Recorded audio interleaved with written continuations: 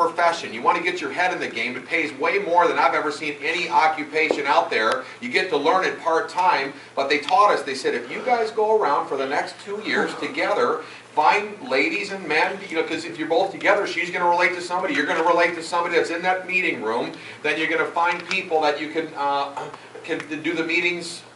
Steve could go, or you could go, either way, but you got people like Monique could be the Gina, you know what I'm saying, here tonight, okay?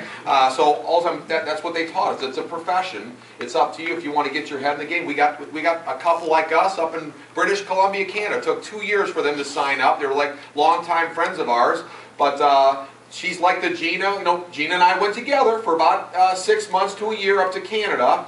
And now they're the Steve and Gina up there in Canada. I go up there to do the meetings, but she doesn't have to fly all the way to British Columbia, Canada, because she went for a season. If you can handle that for, $100,000 a week plus.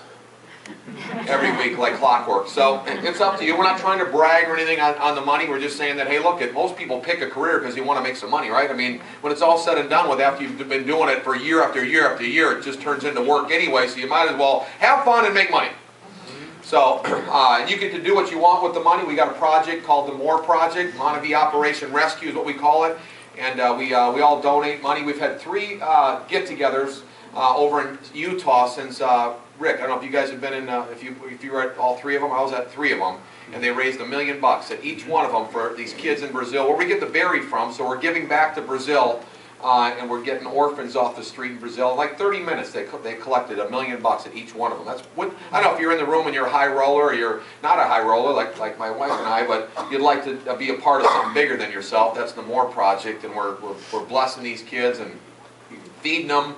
We're actually educating them. One of my friends passed away in Monavie. I helped him go diamond, and we named a school after him. He was a pastor. And it's called the Rich Lavador School. We raised enough money at meetings like this. We said, hey, you know what? Rich cared about kids. He used to pick them up in a school bus because the parents wouldn't take them to church, so he took them to church. And I said, would you like to help us build a house? We raised enough money to build a school in his name so the kids don't have to, so they can be taught, the girls learn how to sew. They have I've been there, so they got a computer room, so they're teaching them computer work, so then they don't have to go back on the street and sell drugs or sell their bodies, so because they have to have a trade. That's what the MORE Project is doing. So that's pretty neat. It's not, we're not just, they've actually just built now, with the land that we bought, houses around the perimeter for the widows and their kids, and dormitories in the center for you to send your kids to go bless those kids. So, and all of us can go as well, but it's pretty neat that they've got a whole program and a strategy to change the world. That's pretty neat. So, it's up to you, but if you came here tonight and you just want to make money like me, right? Hey, everyone, the neat thing about the product is everyone's talking about it. I mean, it was just on the Today Show, Kathy Lee Gifford. If you didn't hear, you can probably just go right on to Today Show and see her talk about how she takes it every day and telling you that you should be taking it. Millions of people, by the way, heard about it that day and on the internet every day as they listen to what she was saying. But the only way you can get it is somebody talking to you about Monavie, or you calling them. So there's people praying, wondering, how am I going to get a hold of Monavie? But they don't know how to unless somebody called them that day.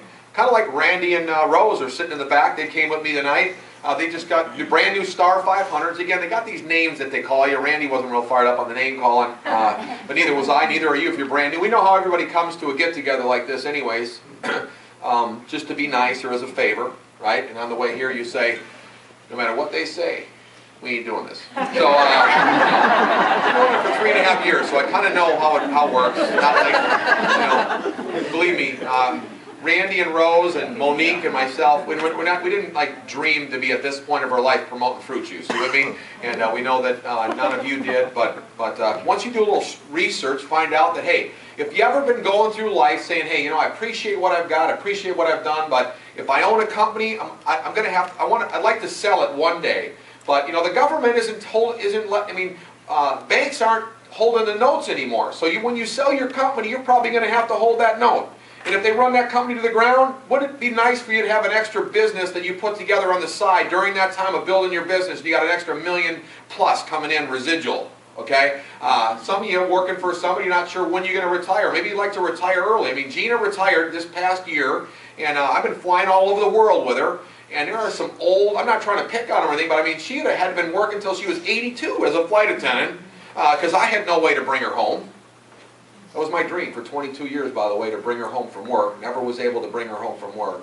So, I mean, if you got away, great. But if you don't, if that's one of your, if that's like people want, what is it you want out of it? What drove you? What drove me to drive 6 hours, root through the night one night to have Monique sponsor Shelly?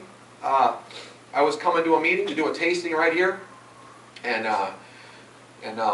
the couple said, don't come because nobody's coming. I said, you know what, Gina, let's go anyway. We got 4 kids, both of us full-time jobs. I even had 2 jobs because I was so bad at the first job, I had to have a second job to put more money on the table. I mean, it'd give you a little hope, hopefully.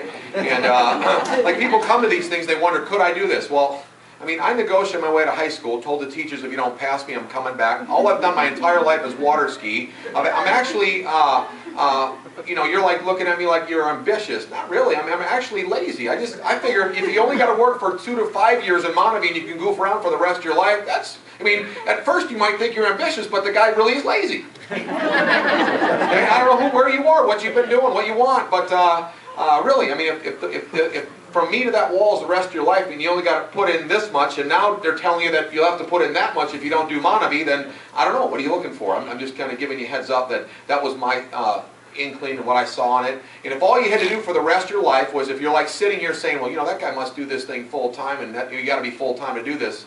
I'm telling you that I've been retired in this thing for 3 years, been doing it for 3.5, and there ain't nothing to do, because, I mean, I'm the one that's retired, so I could be able to tell you pretty easy, there's nothing to do full time, because everybody's at work, you got to wait till everyone gets off work, so there's really nothing to do. I took my daughter to get her,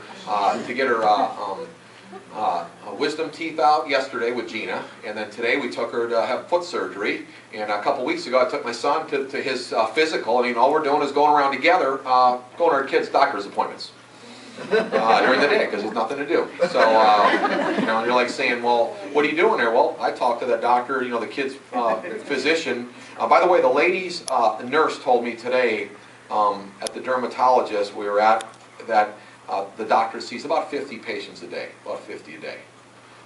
That's a lot of work, okay? The hardest thing I did today was go there and sit there and wait for them. I'm just kind of throwing it at you. I mean, it's not something you dreamt to do, but I want you to look more at the end result, not what you have to do in the process. Monique said she wasn't, you know, didn't want to public speak, and you saying something like that, or you're talking about that. I mean, my wife loves meeting people, going out and like starting a conversation. If Kim, you know Gina, right? She can go to the grocery store, meet 3 people, come home. If you tell me to go get the cheese, I go get the cheese and I come home. I ain't talking to nobody, so that's not really my thing. But if you told me I got to wait for you to bring your wife home from work, I'll learn to talk. And that's what I've done because I mean my Rolodex. If you don't go to school, you don't have quite the great amount of contacts in your phone, if you know what I'm saying. I mean, when the hurricanes come in Florida, where we live, same thing here. To this day, I haven't had one until Montague. I never had a house. Now we've been married for 23 years. I never had a house that had hurricane shutters or hurricane windows. I've been living on the edge here in South Florida. We've had a few hurricanes, okay? So I've been down here, 25 years. Came down from Wisconsin. Great thing about if you come from the Midwest, you're not afraid to work. That's some of the biggest issues. I mean, you got to have a little belief in yourself and not be afraid to roll up your shirt, so you not be afraid to be talked about. Let me give you a quick heads up. If people are talking about you, you're probably doing something. Because if you're just kind of fitting in, what fun is that? I'd rather have them talk about me. Okay? So they talked about me when I first got it. The guy thinks he's going to be rich. Now they're all upset that I'm rich and they're still talking about me. So it doesn't matter. I mean, I'm just giving you heads up. But it's up to you. I mean, I can tell you where you're at. So I know where you're at because I was right there, flat, busted, broke. One couple would call me up during the hurricanes. The rich people fly out of town, right? I'm staying there fighting a good fight. Hey, we noticed that, Steve, you in town? Yeah, we figured you'd be there. I said, yeah. We noticed that the reason why I knew them was they weren't friends of mine. My kids babysat for them for 2.5 years, so they knew who I was. So then they said, we noticed the hurricane is sitting over the county for a few days. You mind going over to our house? Our dog's been sitting over there. We mind driving over to our house and walking our dog in the hurricane. And put the gas in the generator when you're over there. I'm like, ask yourself, would you call like your doctor? Like he would have a pretty good list in his phone of quality people, you know what I'm saying? Would you call your banker, for instance? We call your banker, hey, would you go walk my dog in the hurricane? How about your most successful restaurant owner or business owner in town, right? You call a guy you think's got nothing better to do. And if